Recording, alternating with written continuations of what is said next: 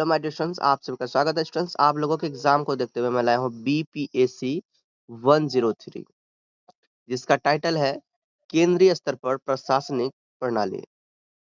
Students, आपके पास time बहुत ही कम है, अभी एग्जाम होने ही वाला है कुछ ही देर में। सो आपके एग्जाम को देखते हुए मैं इसे शॉर्ट में समझाऊंगा। और ये बहुत ही मोस्ट इम्पोर्टेंट क्वेश्चन आंसर है, क्योंकि इसमें ना 5 साल के पीवाईक्यू क्वेश्चंस लिया गया और इनमें से जो सबसे रिपीटेड क्वेश्चंस था, जो आपके एग्जाम में आने वाले संभावित प्रश्न हैं, उन सभी प्रश्नों को लिया गया है। और एग्जाम देने से पहले अगर आप 15-20 मिनट पहले भी अगर इस पीडीएफ को परचेज करके एक बार देख लेते हो तो एग्जाम बहुत अच्छा जाएगा। और ये जून एग्जाम 26 और दिसंबर एग्जाम 2026 के लिए बहुत ही इंपॉर्टेंट है। चैनल में न्यू हो, चैनल को सब्सक्राइब जरूर करिए, और कोई भी डाउट हो डायरेक्ट मैसेज भी कर सकते हैं। तो आपका ये टाइटल है बीपीएससी 103, जिसका कोड है आपका बीपीएससी 103, और टाइटल क्या है आपका? केंद्रीय स्तर पर प्रशासनिक प्रणाली। है ना, केंद्रीय स्तर पर, है ना, प्रशासनिक प्रणाली। केंद्रीय मतलब समझते हो, मतलब देश का कोई एक जगह, ऐसा जगह जो सबसे पावरफुल हो और जहां से पूरा प्रशासन हैंडल होता है। ठीक है, तो ये केंद्रीय स्तर पर अगर बोला जाए तो इस बुक में इतिहास के अकॉर्डिंग लिया गया। जैसे मान लो पहले के समय में मुगल साम्राज्य, ठीक है, दिल्ली सल्तनत का नाम सुने होंगे, ठीक है, मौर्य वंश का नाम सुने होंगे, गुप्त साम्राज्य का नाम सुने होंगे। तो इनका जो साम्राज्य था एक केंद्रीय स्तर पर था, जो अकेले बहुत बड़ा पावरफुल था, बहुत बड़ा शक्ति था, जो पूरा एकदम सिस्टम को एक ही साथ अकेले में चलाते थे, है ना, एक ही जगह से चलाते थे। ठीक, तो ये था। चलिए हम लोग क्वेश्चन आंसर देखते जाएंगे, समझ में आते जाएगा। पहला प्रश्न है आपके सामने, गुप्त काल में प्रशासनिक प्रणाली का वर्णन कीजिए। तो गुप्त काल जो था उस समय कैसा था, प्रशासन का प्रणाली कैसा सिस्टम था, समझिए। गुप्त काल की बात करें तो 4th से 6th शताब्दी ईस्वी, है ना। गुप्त काल कब? 4th से 6th शताब्दी के समय में गुप्त काल था। तो याद रखना, गुप्त काल 4th से 6th शताब्दी ईस्वी, है ना। गुप्त काल को भारतीय इतिहास का स्वर्ण युग भी कहा जाता है। इस काल में शासन व्यवस्था सुव्यवस्थित, संगठित और प्रभावशाली थी। गुप्त शासकों ने एक मजबूत प्रशासनिक प्रणाली क्या किया, विकसित की, जिसके कारण साम्राज्य में शांति, स्थिरता, समृद्धि बनी रही। प्रशासन में केंद्रीय प्रशासन के साथ साथ स्थानीय प्रशासन को भी महत्व दिया गया था। उस समय सम्राट का सर्वोच्च स्थान होता था। सम्राट क्या होता था? सर्वोच्च स्थान। क्या? गुप्त काल में सम्राट का सर्वोच्च, सम्राट क्या होता था? शासन का सर्वोच्च अधिकारी होता था, है ना। सबसे बड़ा शक्ति कौन होता था भाई? सम्राट ही होता था। ठीक है, उसके हाथों में ही प्रशासन होते थे, उसके हाथों में ही न्याय, सेना, पूरी शक्ति निहित होती है, मतलब सब उसी के अंदर समाहित होता था। वह राज्य की सुरक्षा, कानून व्यवस्था, महत्वपूर्ण निर्णयों के लिए उत्तरदायी था। मंत्री परिषद की सहायता, सम्राट को शासन कार्यों में सहायता देने के लिए मंत्री परिषद का गठन किया गया था। ठीक है, तो शासन के कार्यों में मंत्री बनाए गए थे, जो उनके साथ काम करते थे। ठीक है, मंत्री विभिन्न विभागों का क्या करता था? संचालन करते थे, और प्रशासनिक कार्यों में सुचारू रूप से चलाने में सहयोग देते थे। अगला, प्रांतीय शासन। तो विशाल साम्राज्य को प्रशासनिक सुविधा के लिए प्रांतों, भुक्ति में विभाजित किया गया था। प्रत्येक प्रांत का प्रशासन उपरिक नामक अधिकारी द्वारा होता है। जैसे मान लो कि भारत में कई स्टेट है, पूरा स्टेट को अकेले नहीं चला पाएंगे ना, बहुत बहुत बड़ा जगह है। तो अलग अलग स्टेट, अलग अलग जगह में कोई ना कोई अधिकारी, मिनिस्टर्स हैं, ठीक है, सीएम आप लोग जिसको कहते हो, तो वही उस तरह से ही वो बांटा था। ठीक है, लेकिन वो सारा शक्ति तो इसी के हाथ में होता था, लेकिन इसको बांट दिया भाई, ऑर्डर आ गया भाई, यहाँ ये कर दो, वहां वो कर दो, ऐसे। ठीक है, वो सम्राट का प्रतिनिधि माना जाता था। स्थानीय प्रशासन भी होते थे। प्रांतों को जिलों, है ना, उस समय जिला को विषय कहा जाता था। क्या कहा जाता था? विषय। तो प्रांतों को ना विषय के रूप में, जिलों के रूप में बांट देता था, और फिर गांव में भी, जिलों के रूप में भी और गांव के रूप में भी विभाजित कर देता था। ठीक है, किया गया था। तो कई गांव को मिलाकर एक विषय बनाते थे, एक जिला बनाते थे, और कई जिला को मिलाते एक प्रांत बनाते थे। समझ में आ गया। और विषय का प्रशासन विषयपति और गांव का प्रशासन ग्रामीण द्वारा संचालित किया जाता था, है ना। ठीक। मतलब कि जो जिला था, जिला जो चलाते थे तो वो कौन हो गए, विषयपति। ठीक है, जिला जो चलाते थे विषयपति, गांव जो चलाते थे ग्रामीण ग्रामीण। इससे प्रशासन जनता तक आसानी से पहुंच जाता था, पाता था। तो आप समझे, मतलब आप देखो सिस्टम इस तरह से किया गया था ना, कहीं भी कोई गरीब, कोई सॉरी कोई मजदूर, कोई किसान को कोई नुकसान ना हो, मतलब हर तरह का सुविधा उपलब्ध कराया था उस समय, आप सोच सकते हो। अभी तो भाई हम लोग, हमारे पास बहुत सारा टेक्निक है, उस समय आप सोचो कैसे सिस्टम था उनका। राज्य व्यवस्था, गुप्त काल में राज्य की आय का मुख्य स्रोत भूमि कर था। तो उस समय जो देश चलता था, राष्ट्र चलता था, राज्य चलता था भूमि के कर से। मतलब कि भूमि में किसान लोग खेती करते थे और उसी खेती खेती से पूरा देश चलता था। ठीक है। तो भूमि कर क्या, कौन सा कर, वहां पर खेती उपजाया, खेती का कुछ ना भाग कर्म के रूप में लिया। इस तरह से किसानों से उपज का एक भाग कर के रूप में लिया, मतलब सिर्फ बताओ कितना अच्छा था ना, सिर्फ एक भाग कर के रूप में लिया, मतलब इसका मतलब कि टैक्स कोई हार्ड नहीं था। मतलब 60 kg अगर ये कर रहा है तो एक भाग, वाह बहुत बढ़िया। इसके अतिरिक्त व्यापार और अन्य स्रोतों से भी राजस्व प्राप्त होता था। ठीक है, बिजनेस भी छोटे मोटे जो भी होते थे ना, उनसे भी। गुप्तकालीन प्रशासनिक व्यवस्था संगठित, प्रभावी और व्यवस्थित थी। इसमें केंद्रीय प्रशासन के साथ साथ साथ स्थानीय प्रशासन को भी महत्व दिया गया था। यही कारण था कि गुप्त साम्राज्य लंबे समय तक स्थिर रहा, समृद्ध रहा, मतलब बड़ा रहा और शक्तिशाली बना रहा। क्वेश्चन है आपका 2। केंद्रीय सचिवालय की संरचना, कार्यों तथा भूमिका की व्याख्या कीजिए। तो केंद्रीय सचिवालय की भाई किस तरह का स्ट्रक्चर था भाई, उसके वर्क किस तरह होते थे, भूमिका क्या था, ये बताना है। समझिए, केंद्रीय सचिवालय भारत सरकार का प्रशासनिक और नीतिगत कार्यों का प्रमुख केंद्र है। यह सरकार के विभिन्न मंत्रालयों और विभागों को प्रशासनिक सहायता प्रदान करता है तथा नीतियों के निर्माण और क्रियान्वयन में महत्वपूर्ण भूमिका निभाता है। केंद्रीय सचिवालय मंत्रियों को आवश्यक सलाह, जानकारी और तकनीक सहायता उपलब्ध कराता है ना। इससे भारत सरकार की प्रशासनिक व्यवस्था की रीढ़ मानी जाती है, क्योंकि इसके माध्यम से शासन कार्यों का संचालन प्रभावी ढंग से होता है। आगे इसमें केंद्रीय सचिवालय की संरचना की बात करें तो ये कैसा है, अब देखिए। केंद्रीय सचिवालय की संरचना की बात करें तो केंद्रीय सचिवालय विभिन्न मंत्रालयों, विभागों से मिलकर बना होता है। प्रत्येक मंत्रालय का राजनीतिक प्रमुख मंत्री होता है, जबकि प्रशासनिक प्रमुख सचिव होता है। और सचिव के अधीन अतिरिक्त सचिव, है ना, संयुक्त सचिव, उप सचिव और अवर सचिव जैसे अधिकारी कार्य करते हैं। यह प्रशासनिक ढांचा नीतियों के निर्माण और क्रियान्वयन में सहायता प्रदान करता है। आगे नीति निर्माण में भूमिका। केंद्रीय सचिवालय सरकार की नीतियों को तैयार करने में महत्वपूर्ण भूमिका निभाता है। यह विभिन्न विषयों पर जानकारी एकत्र करता है, उनका विश्लेषण करता है तथा मंत्रियों को सुझाव प्रदान करता है। इसी आधार पर सरकार नई नीतियां और योजनाएं बनाती है। प्रशासनिक समन्वय। केंद्रीय सचिवालय विभिन्न मंत्रालयों और विभागों के बीच समन्वय स्थापित करता है।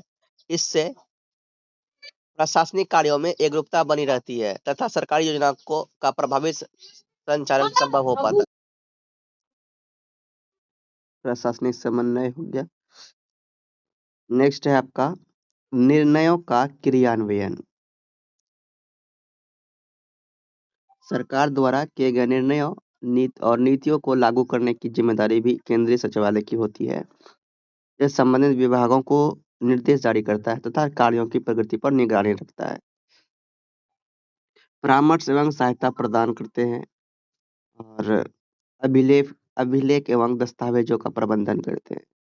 इस तरह से केंद्रीय सचिवालय भारत सरकार की प्रशासनिक व्यवस्था का महत्वपूर्ण अंग है। यह नीति निर्माण, प्रशासनिक समन्वय, निर्णयों के क्रियान्वयन, मंत्रियों को सलाह देने जैसे महत्वपूर्ण कार्य करता है। इसलिए केंद्रीय सचिवालय को भारत सरकार के प्रशासनिक तंत्र की रीढ़ माना जाता है। ठीक है, रीढ़ कहा जाता है। क्वेश्चन नंबर 3 है, भारत में चुनाव आयोग की भूमिका की चर्चा कीजिए। भारत का चुनाव आयोग एक स्वतंत्र और संवैधानिक संस्था है, जिसका गठन संविधान के अनुच्छेद 324 के अंतर्गत किया गया है। इसका मुख्य कार्य देश में स्वतंत्र, निष्पक्ष और पारदर्शी चुनाव कराना है। यह लोकतंत्र की सफलता और जनता के मताधिकार की रक्षा करने में महत्वपूर्ण भूमिका निभाता है। और भारत में आयोग चुनाव की भूमिका की बात करें तो ये चुनावों का संचालन करता है। ठीक है, कि ये आप पढ़िए। दूसरा, मतदाता सूची तैयार करता है। तीसरा, आदर्श आचार संहिता क्या करता है, लागू करता है। और यहाँ इजी लैंग्वेज में आपका लिखा हुआ है, तो पढ़िए। चौथा, राजनीतिक दलों को मान्यता देता है, निष्पक्ष चुनाव सुनिश्चित करता है। ठीक, इस प्रकार चुनाव आयोग भारतीय लोकतंत्र का एक महत्वपूर्ण क्या है, स्तंभ है, जो स्वतंत्र और निष्पक्ष चुनाव के माध्यम से लोकतांत्रिक व्यवस्था को मजबूत बनाता है। नागरिक समाज की अवधारणा तथा भूमिका का विश्लेषण कीजिए। नागरिक समाज उन स्वैच्छिक संगठनों, समूहों और संस्थाओं का समूह है जो सरकार और बाजार से अलग होकर समाज के हित में कार्य करते हैं, और यह लोकतंत्र को मजबूत बनाने तथा नागरिकों और सरकार के बीच सेतु का क्या करते हैं, कार्य करता है। और नागरिक समाज की अवधारणा तथा भूमिका, पहला तो इसकी ये भूमिका है कि नागरिकों की भागीदारी को बढ़ावा, ठीक है, बढ़ावा देते हैं। नागरिक समाज लोगों को सामाजिक और राजनीतिक गतिविधियों में भाग लेने के लिए प्रोत्साहित करता है, और इससे लोकतंत्र मजबूत होता है। दूसरा, जनहित के मुद्दों को उठाते हैं। यह समाज की समस्याओं और जनहित के मुद्दों को सरकार के सामने प्रस्तुत करता है तथा समाधान की मांग करता है। सरकार की निगरानी, नागरिक समाज सरकारी नीतियों और कार्यों की निगरानी करता है तथा प्रशासन में जवाबदेही सुनिश्चित करता है। चौथा, सामाजिक जागरूकता फैलाना। यह शिक्षा, स्वास्थ्य, पर्यावरण और मानव अधिकारों के प्रति लोगों में जागरूक पैदा करता है, और ये कमजोर वर्गों की आवाज बनता है। नागरिक समाज महिलाओं, दलितों, आदिवासियों तथा अन्य कमजोर वर्गों के अधिकारों की रक्षा के लिए कार्य करता है। नेक्स्ट, लोकतंत्र को सुदृढ़ बनाता है।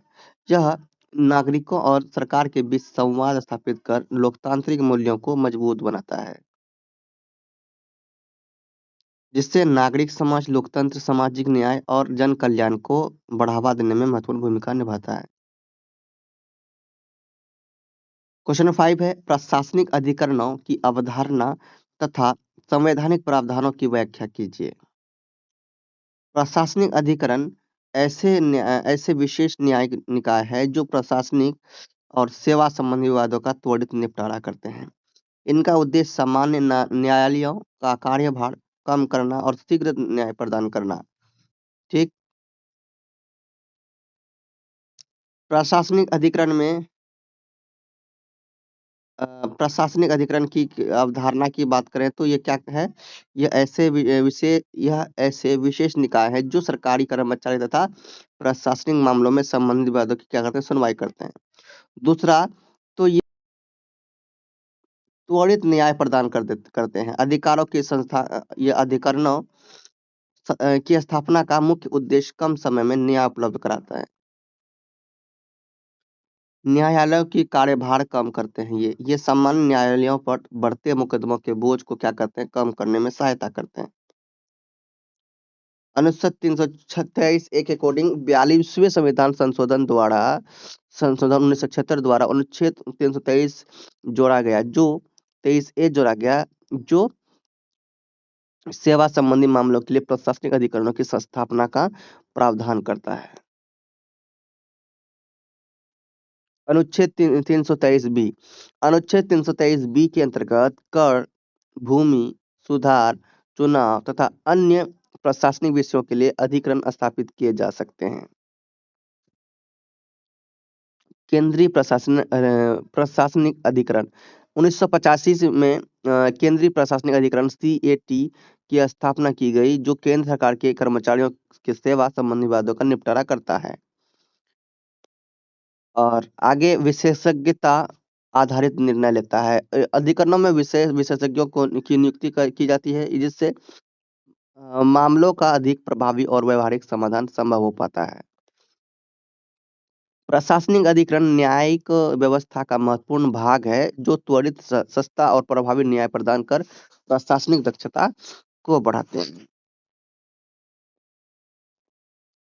क्वेश्चन नंबर आपके सामने 6 है। मौर्य साम्राज्य की प्रशासनिक प्रणाली की व्याख्या, विशेषताओं का व्याख्या कीजिए, है ना। तो क्या सिस्टम था मौर्य साम्राज्य में, समझिए।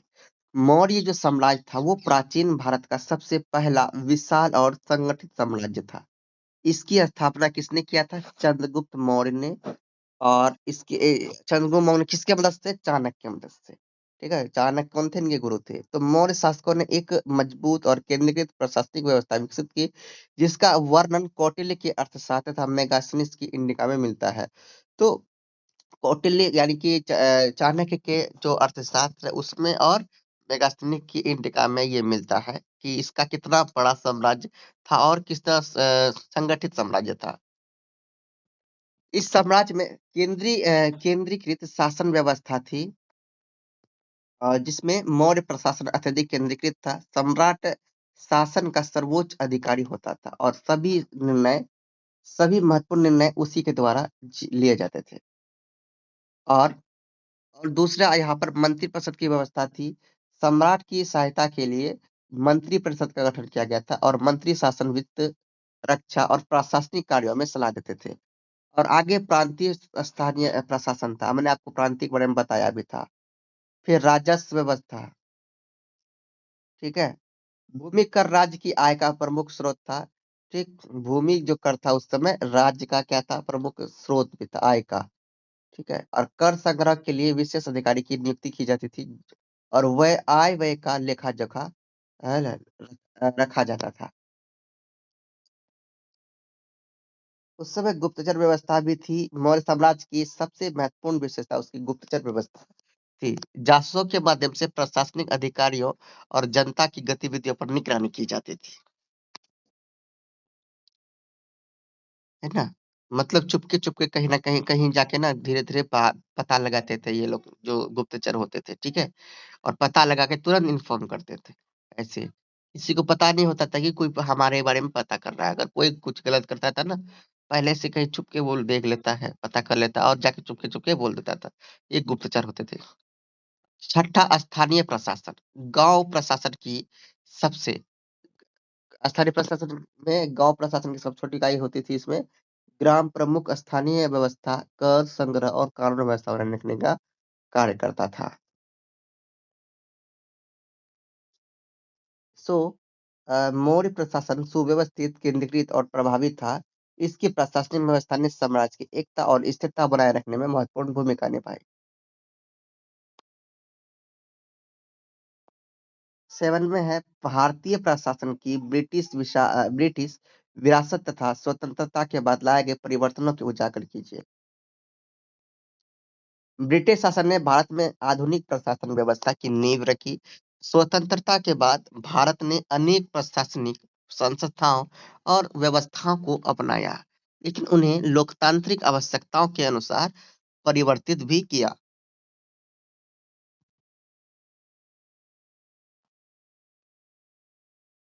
इसके अकॉर्डिंग अखिल भारतीय सेवाएं ब्रिटिश काल में भारतीय सिविल सेवा प्रशासन का आधार थी। स्वतंत्रता के बाद भारतीय प्रशासनिक सेवा तथा अन्य अखिल भारतीय सेवा के रूप में विकसित किया गया। संसदीय शासन प्रणाली। भारत ने ब्रिटिश संसदीय प्रणाली को अपनाया, लेकिन इसे लोकतांत्रिक और गणतांत्रिक स्वरूप क्या क्या प्रदान किया। विधि का शासन, प्रशासन का लोकतांत्रिकरण, पंचायती राज का विकेंद्रीकरण, और हाँ, इस तरह से। और भारतीय प्रशासन पर ब्रिटिश रियासत का गहरा प्रभाव है, लेकिन स्वतंत्रता के बाद इसे लोकतांत्रिक, कल्याणकारी और जनोन्मुखी स्वरूप क्या किया प्रदान।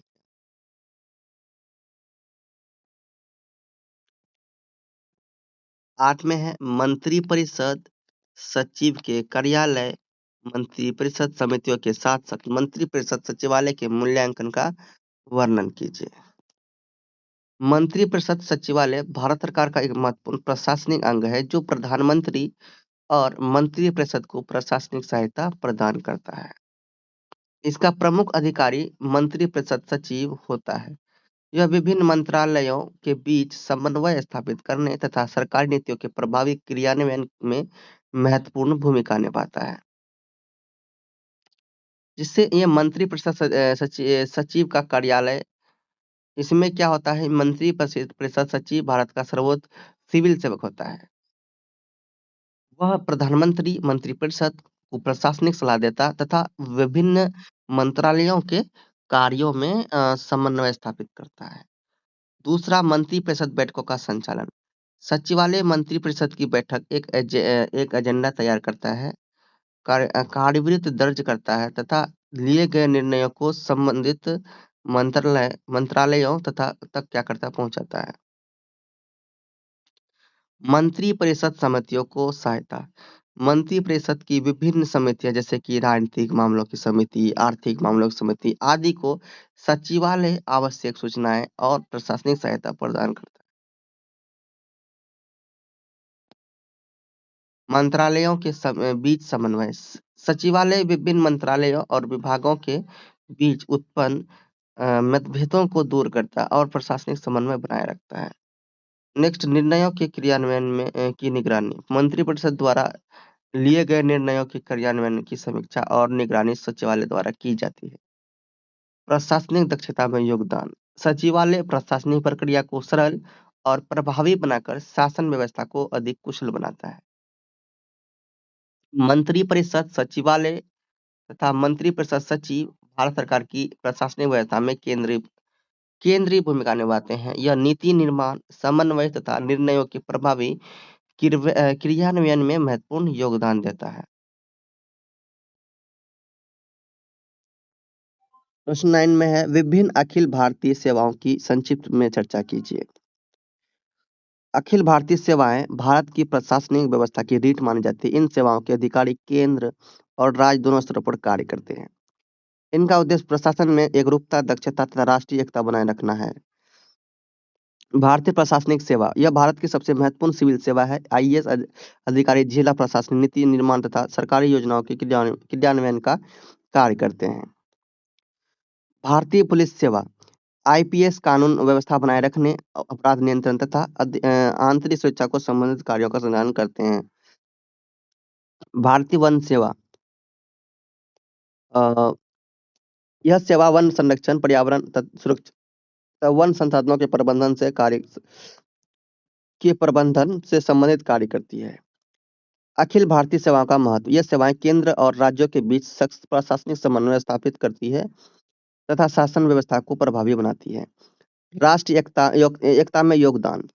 अखिल भारतीय सेवाओं के अधिकारी देश के विभिन्न राज्यों में कार्य करते हैं जिससे प्रशासनिक एकरूपता और राष्ट्रीय एकता को बढ़ावा मिलता है। भारतीय प्रशासनिक सेवा, भारतीय पुलिस सेवा तथा भारतीय वन सेवा भारत की प्रमुख अखिल भारतीय सेवाएं हैं। ये सेवाएं प्रशासन, सुरक्षा तथा पर्यावरण संरक्षण में महत्वपूर्ण भूमिका निभाती है। क्वेश्चन नंबर 10 है स्टूडेंट्स आपके सामने। ईस्ट इंडिया कंपनी भारत में ब्रिटिश शासन की अग्रगामी थी, तो विस्तृत वर्णन कीजिए। तो ईस्ट इंडिया कंपनी की स्थापना हुई थी 1600 ईस्वी में इंग्लैंड की महारानी एलिजाबेथ प्रथम द्वारा इंडिया कंपनी की स्थापना हुई थी। प्रारंभ में इसका उद्देश्य भारत के साथ व्यापार करना था, लेकिन धीरे धीरे इसने राजनीति और प्रशासनिक शक्ति प्राप्त कर ली। ईस्ट इंडिया कंपनी ने भारत में ब्रिटिश शासन की नींव रखी, इसलिए इसे भारत में ब्रिटिश शासन की अग्रगामी है ना।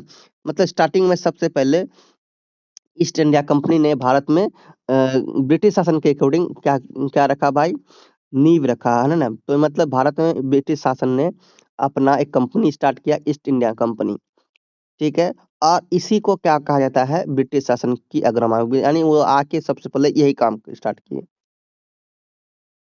और व्यापारिक संस्था के रूप में यह आगमन। ईस्ट इंडिया कंपनी भारत में व्यापार करने के उद्देश्य से आई थी। उसने सूरत, मद्रास, बम्बई और कलकत्ता में अपनी व्यापारिक कोठियां भी स्थापित कर लिया था। राजनीतिक हस्तक्षेप की शुरुआत। कंपनी ने भारतीय शासकों के आंतरिक मामलों में हस्तक्षेप करना शुरू कर दिया। इससे उसकी राजनीतिक शक्ति लगातार बढ़ती गई। पलासी और बक्सर के युद्ध हुए। 1757 के पलासी युद्ध और 1764 के बक्सर युद्ध में विजय प्राप्त कर कंपनी ने बंगाल पर अपना नियंत्रण कर लिया। ठीक है, उनसे युद्ध करके भी नियंत्रण कर लिया और इससे भारत में ब्रिटिश अ, सत्ता की क्या होगी, वास्तविक शुरुआत हो गई। उसके बाद प्रशासनिक व्यवस्था की स्थापना। कंपनी ने कर संग्रह, न्याय व्यवस्था और प्रशासनिक संस्थाओं की स्थापना की। बाद में यही व्यवस्था ब्रिटिश शासन का आधार बनी। आर्थिक शोषण की नीति। कंपनी ने भारतीय संस्थाओं का व्यापक दोहन किया। इसके कारण भारत की पारंपरिक अर्थव्यवस्था और उद्योगों को भारी नुकसान हुआ।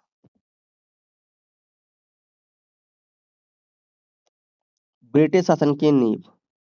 ईस्ट इंडिया कंपनी ने भारतीय क्षेत्रों पर नियंत्रण स्थापित करके ब्रिटिश साम्राज्य के विस्तार का मार्ग प्रशस्त किया। 1858 तक भारत का शासन कंपनी के हाथों में रहा। ईस्ट इंडिया कंपनी केवल एक व्यापारिक संस्था नहीं रही, बल्कि उसने ब्रिटिश राजनीतिक और प्रशासनिक प्रभुत्व की नींव रखी। इसलिए इसे भारत में ब्रिटिश शासन की अग्रगामी कहा जाता है। सो देखिए, ये 10 क्वेश्चन हम लोगों ने देखे। बाकी जितने भी क्वेश्चन सभी इंपॉर्टेंट ही हैं। टाइम नहीं रहने की वजह से मैं इसे एक्सप्लेन नहीं कर सकता। और आप लोग देखिए, पढ़िए। क्वेश्चन नंबर 11 है, मुगल साम्राज्य के विशेष संदर्भ में मध्यकालीन भारत में राजनीतिक जीवन का वर्णन कीजिए। तो वीडियो को रोक कर आंसर आप लोग पढ़िए, या फिर आप लोग ये पीडीएफ को परचेज कर सकते हैं। एग्जाम देने से 1 घंटा 2 घंटा पहले, 15 मिनट पहले भी अगर अभी देखेंगे ना, जरूर आप एग्जाम में अच्छा से लिखेंगे। 12 नंबर में है, भारत में केंद्रीय तथा राज्य सरकारों के बीच शक्तियों के विभाजन की आवश्यकता तथा महत्व की व्याख्या कीजिए।13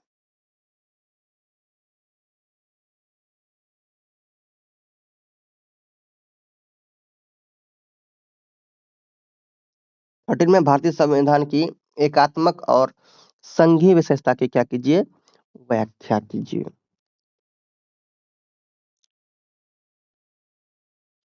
आंसर भी एजी लैंग्वेज में लिया गया है आप लोगों के लिए। प्रशासनिक अभिकरणों के गुण, अवगुण तथा अपेक्षित सुरक्षा के उपायों का विश्लेषण कीजिए।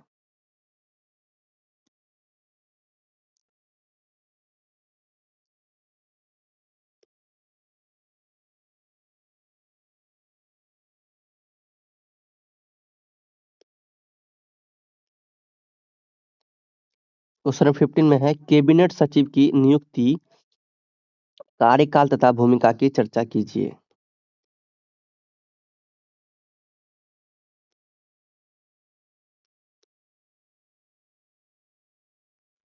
संसद के विधेयक के पारित होने से संबंधित विधायी प्रक्रिया की व्याख्या कीजिए।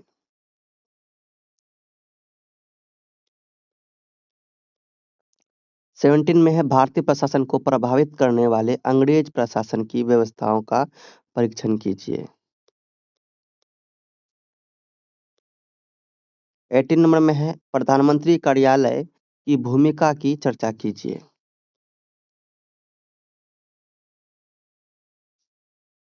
19 नंबर में, संघ लोक सेवा आयोग पर एक टिप्पणी लिखिए। और 20 नंबर में है, संसद के गठन पर एक टिप्पणी लिखिए। इस तरह से ये सभी मोस्ट इंपोर्टेंट क्वेश्चन आंसर हैं आपके। जल्दी से आप इनका प्रिपरेशन कीजिए, एग्जाम दीजिए, एग्जाम बहुत अच्छा जाएगा।